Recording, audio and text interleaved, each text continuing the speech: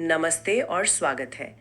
आज हम एक ऐसे मुद्दे पर बात करने जा रहे हैं जो शायद आज आपसे सीधे तौर पर ना जुड़ा हो, लेकिन ये हम सबके भविष्य की कहानी कहता है। बिल्कुल। कहानी इस बात की है कि जब हम काम करना बंद कर देते हैं, तो क्या हमारा देश हमारा ध्यान रखता है?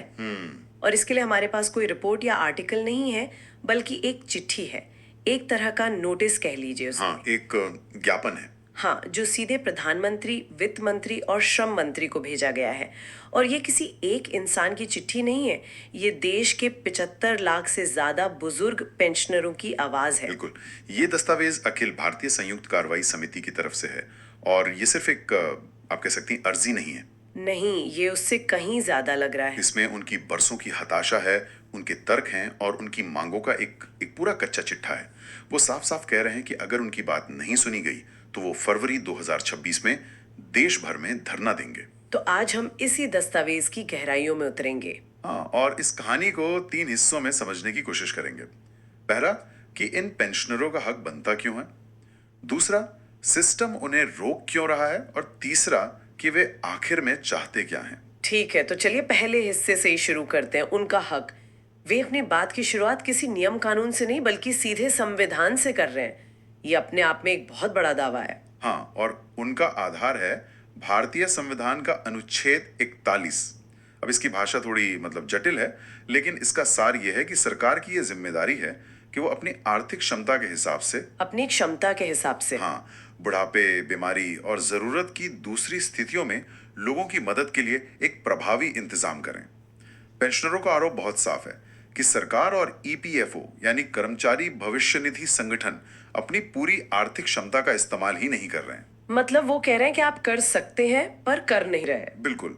वो कह रहे हैं कि सरकार अपनी संवैधानिक जिम्मेदारी से मुंह मोड़ रही है। और यहाँ बात सिर्फ नैतिक या संवैधानिक जिम्मेदारी की नहीं है, वो इसे सीधे सीधे देश की तरक्की से भी जोड़ रहे हैं, जो इस तर्क को और भी दमदार बना देता है। बिल्कुल सही। उनका कहना है कि आज भारत दुनिया की तीसरी सबसे बड़ी अर्थव्यवस्था बनने की बात कर रहा है।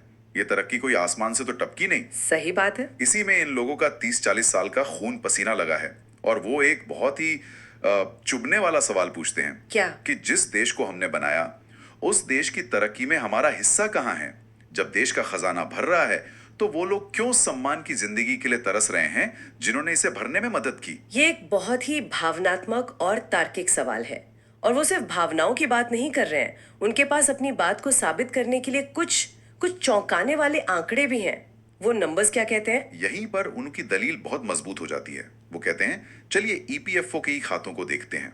उनके दिए आंकड़ों के मुताबिक पिछले 12 सालों में ईपीएस कॉर्पस यानी वो बड़ा सा फंड जिसमें सबका पेंशन का पैसा जमा होता है, हाँ हाँ, उस पर मिलने वाले ब्याज में हर साल औसतन 13.78% की बढ़ोतरी हुई है। 13% से भी ज्यादा की सालाना बढ़ोतरी। ये तो किसी भी निवेश के लिहाज से बहुत शानदार है। शानदार है। और अब इसकी तुलना कीजिए पेंशन पाने वालों की संख्या से।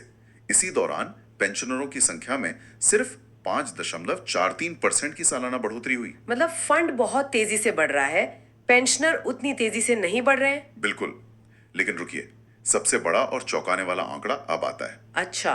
साल 2023-24 में फंड में इतना ब्याज आया कि अगर उसे सारे पेंशनरों में बराबर बांटा जाता तो हर पेंशनर के हिस्से में हर महीने लगभग 6,228 रुपए आते। एक मिनट, हर पेंशनर के लिए सिर्फ ब्याज से 6,200 से ज्यादा रुपए उपलब्ध थे। जी हाँ, 6,228 रुपए। लेकिन उन्हें असल में मिला कितना? उन्हें मिली औसत पेंशन थी सिर्फ 1,603 रुपए। क्या? इसका मतलब तो ये हुआ कि हर पेंशनर के लिए जो पैसा सिर्फ ब्याज से बन रहा था, उसका मुश्किल से 1/4 हिस्सा ही उन तक पहुंचा। हाँ। बाकी का 75% पैसा कहाँ जा रहा है? ये तो सिर्फ पेंशन बढ़ाने की बात नहीं, ये तो फंड मैनेजमेंट पे एक बहुत बड़ा सवाल खड़ा करता है। आपने बिल्कुल सही पकड़ा। यही उनका सबसे बड़ा तर्क है। वो कहते हैं पैसा है लेकिन दिया नहीं जा रहा। इसको ऐसे समझिए, ये एक बहुत बड़ा गुल्लक है जिसमें देश के सभी कर्मचारी पैसा डालते हैं। ये गुल्लक इतनी अच्छी जगह रखा है कि उसमें हर साल लगभग 14% पैसा अपने आप बढ़ रहा है। ठीक है।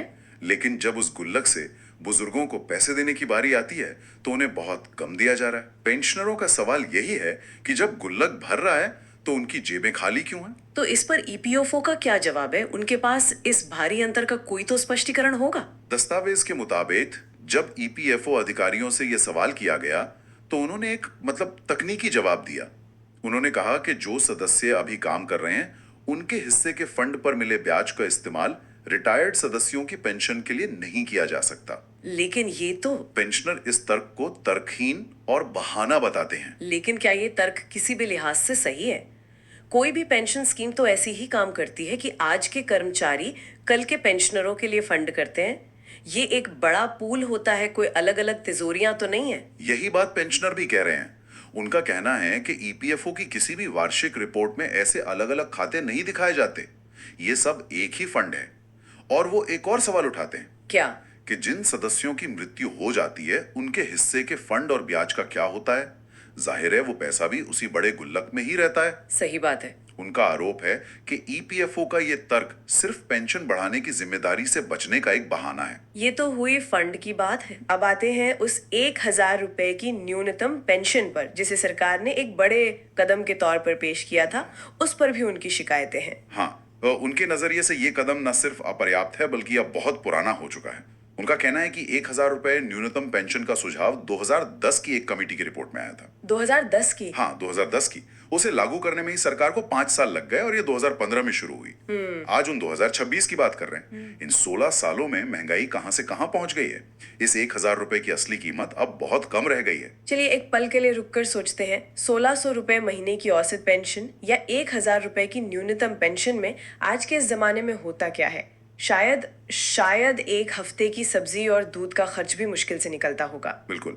और वो आंकड़ों से बताते हैं कि पिछले 5 सालों में न तो न्यूनतम पेंशन पाने वालों की संख्या में कोई खास कमी आई है और न ही सरकार की तरफ से दी जाने वाली बजटीय सहायता में कोई बढ़ोतरी हुई है। मतलब मामला जहां का तहां है। हाँ, इसका मतलब है कि सरकार इस मुद्दे पर आंखें मूंदे हुए है, जबकि महंगाई हर साल इस छोटी सी रकम के मूल्य को और भी कम करती जा रही है। तो एक तरफ तो वो न्यूनतम पेंशन बढ़ाने की बात कर रहे हैं जो सबके लिए है, लेकिन दस्तावेज में एक हिस्सा उन लोगों के बारे में है जो अपनी पूरी सैलरी पर पेंशन पाने की कोशिश कर रहे हैं और उनके अनुभव को बताने के लिए विच हंट यानी चुड़ैल का शिकार जैसा कड़ा शब्द इस्तेमाल किया गया है। ऐसा क्यों? उनके साथ क्या हो रहा है? ये कहानी का शायद सबसे तकलीफदेह हिस्सा है। सुप्रीम कोर्ट के आदेश के बाद कुछ कर्मचारियों को यह विकल्प मिला था कि वे अपनी पूरी सैलरी के हिसाब से पेंशन पा सकते हैं, जिसे उच्च विकल्प पेंशन कहते हैं। ठीक है। लेकिन पेंशनरों का आरोप है कि ईपीएफओ जानबूझकर इस प्रक्रिया को इतना जटिल और मुश्किल बना रहा है कि लोग हार मान लें। हजारों आवेदनों को बहुत ही मामूली और तकनीकी कारणों से खारिज किया जा रहा है। जैसे कि कोई उदाहरण है इसका? ज्ञापन में एक उदाहरण दिया गया है। एक दफ्तर ने आवेदन इसलिए खारिज कर दिया क्योंकि जमा की गई सैलरी स्लिप कंप्यूटर से लिखी हुई थी और उस पर हाथ से किए गए दस्तखत नहीं थे। क्या आज के डिजिटल जमाने में ये कैसा तर्क है? जरा सोचिए, कई लोगों को उनकी कंपनी की गलतियों की सजा दी जा रही है। अगर कंपनी ने कोई दस्तावेज ठीक से नहीं रखा तो उसका खामियाजा कर्मचारी भुगत रहा है। तो ये तो बहुत अन्यायपूर्ण है। बिल्कुल।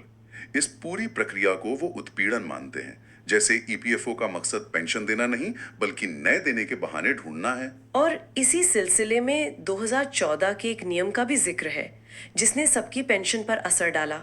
वो क्या था? हाँ, ये एक और बड़ी शिकायत है। पहले पेंशन की गणना आपके रिटायरमेंट से ठीक पहले के 12 महीना की सैलरी के औसत पर होती थी, जो कि आमतौर पर आपकी सबसे ज्यादा सैलरी होती है। 2014 में नियम बदलकर इसे पिछले 60 महीनों यानी 5 साल का औसत कर दिया गया।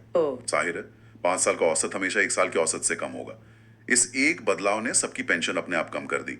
वो इसी नियम को पलटने की मांग कर रहे हैं। तो अब तक हमने कहानी के 2 हिस्से समझे कि उनका हक क्यों बनता है और सिस्टम उन्हें कैसे रोक रहा है। अब आते हैं तीसरे और आखिरी हिस्से पर। वे चाहते क्या हैं? उनकी मांगे क्या हैं? दस्तावेज में 8 प्रमुख मांगे हैं जो सिर्फ पैसे के बारे में नहीं बल्कि सम्मान और सुरक्षा के बारे में भी हैं। पहली और सबसे बड़ी मांग है कि न्यूनतम मासिक पेंशन 9,000 रुपए की जाए और उस पर महंगाई भत्ता भी मिले ताकि समय के साथ उसकी कीमत कम ना हो। और दूसरी मांग उसी विच हंट से जुड़ी है जिसकी हमने बात की अभी। बिल्कुल। दूसरी मांग है कि सभी पात्र लोगों को बिना किसी परेशानी के उच्च विकल्प पेंशन दी जाए और प्रक्रिया को सरल बनाया जाए। ठीक है। तीसरी मांग है पेंशनर और उनके जीवन साथी के लिए मुफ्त और पूरी तरह से कैशलेस स्वास्थ्य सेवा। ये बहुत जरूरी है क्योंकि कई लोगों का मेडिकल कवर रिटायरमेंट के साथ ही खत्म हो जाता है, ठीक उसी उम्र में जब उसकी सबसे ज्यादा जरूरत होती है। बिल्कुल। स्वास्थ्य सेवा के अलावा एक और सुविधा है जो वो वापस चाहते हैं। हाँ, चौथी मांग है यात्रा रियायतें। ट्रेनों में वरिष्ठ नागरिकों को जो छूट मिलती थी उसे वापस बहाल किया जाए। साथ ही वो चाहते हैं कि ये छूट सभी सरकारी और निजी बसों जैसी परिवहन सेवाओं में भी मिले। उनका तर्क है कि इससे न केवल उन्हें घूमने फिरने में आसानी होगी, बल्कि वो यात्रा करेंगे तो अर्थव्यवस्था को भी फायदा होगा। सही। अगली कुछ मांगे हैं सीधे सीधे जीवन की गरिमा से जुड़ी हुई लगती हैं। हाँ, मैंने भी देखा। बिल्कुल। पांचवी मांग है कि पेंशन भोगी या उनके जीवन साथी की मृत्यु पर अंतिम संस्कार के लिए 5,000 रुपए की सहायता दी जाए। 5,000 रुपए, ये रकम बहुत बड़ी नहीं है, लेकिन ये सम्मान की बात है। ये दिखाता है कि वो सिर्फ जीने के लिए नहीं, बल्कि गरिमा के साथ इस दुनिया से विदा होने का भी अधिकार मांग रहे हैं। हाँ, आपने सही कहा। यह सम्मान का प्रतीक है। छठी मांग वही है जिसकी हमने चर्चा की, ईपीएस 95 योजना में 2014 में किए गए उन बदलावों को रद्द करना जिनसे पेंशन कम हो गई। ठीक है। सातवीं मांग है कि ईपीएस फंड में जो उनका पैसा लगा है उसकी सुरक्षा के लिए सरकारी गारंटी हो ताकि उनका पैसा कभी डूबे नहीं। और आठवीं और आखिरी मांग है कि उन्हें उचित मूल्य पर जरूरी सामान उपलब्ध कराया जाए। तो कुल मिलाकर तस्वीर ये है कि देश के लाखों बुजुर्ग जिन्हें लगता है कि देश की आर्थिक तरक्की ने उन्हें पीछे छोड़ दिया है, अब अपने संवैधानिक अधिकारों और आंकड़ों के साथ सरकार के सामने अपनी मांगे रख रहे हैं। हाँ। और वो सिर्फ मांग नहीं कर रहे, वो चेतावनी भी दे रहे हैं कि अगर बात नहीं बनी तो वो सड़कों पर उतरेंगे। हाँ, ये समझना जरूरी है कि ये ज्ञापन सिर्फ मांगों की एक लिस्ट नहीं है, ये सम्मान और गरिमा की एक पुकार है। वो भीख नहीं मांग रहे। नहीं, वो तर्क दे रहे हैं कि सिस्टम के पास देने की क्षमता है और ना देकर सिस्टम अपनी जिम्मेदारी से भाग रहा है। दस्तावेज का अंत एक बहुत ही भावनात्मक और सांस्कृतिक तर्क के साथ होता है। वो क्या है? वो लिखते हैं कि भारतीय संस्कृति हमें बड़ों का सम्मान करना सिखाती है। हमारे संस्कार कहते हैं कि बुजुर्गों का ध्यान रखो। हाँ, बिल्कुल। ऐसे में सरकार के लिए ये शोभा नहीं देता कि समाज के बुजुर्गों को अपनी जायज मांगों के लिए प्रदर्शन करना पड़े और सड़कों पर बैठना पड़े। ये सरकार के लिए एक नैतिक चुनौती भी है। ये बात तो सीधे दिल पर लगती है कि जिस संस्कृति में हम बड़ों के पैर छूते हैं, उसी देश में उन्हें अपनी इज्जत के लिए लड़ने की बात करनी पड़ रही है। ये सिर्फ एक आर्थिक नहीं, बल्कि एक सामाजिक और नैतिक सवाल है। और ये हम एक बड़े सवाल पर सोचने के लिए छोड़ जाता है। ये दस्तावेज सरकार और ईपीएफओ की जिम्मेदारी पर केंद्रित है, लेकिन ये एक व्यापक सवाल उठाता है कि एक समाज के तौर पर हम अपनी पिछली पीढ़ियों के योगदान को कितना महत्व देते हैं। सही। जैसे जैसे देश की अर्थव्यवस्था बढ़ती है, ये सुनिश्चित करने की हमारी क्या जिम्मेदारी है कि उस विकास की नींव रखने वाले लोग अपने बुढ़ापे में संघर्ष करने के लिए न छूट जाएं।